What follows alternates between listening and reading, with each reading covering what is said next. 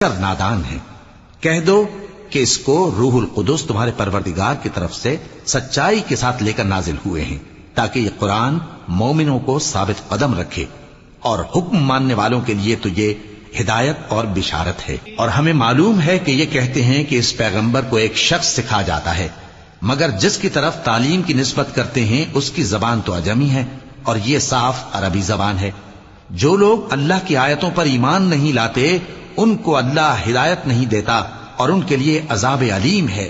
جھوٹ تو وہی لوگ باندھا کرتے ہیں جو اللہ کی آیتوں پر ایمان نہیں لاتے، اور وہی جھوٹے ہیں۔ جو شخص ایمان لانے کے بعد اللہ کے ساتھ کفر کرے، وہ نہیں جو کفر پر زبردستی مجبور کیا جائے اور اس کا دل ایمان کے ساتھ مطمئن ہو، بلکہ وہ جو دل سے اور دل کھول کر کفر کرے، تو ایسوں پر اللہ کا غضب ہے، اور ان کو بڑا سخت عذاب ہوگا۔ یہ اس لیے کہ انہوں نے دنیا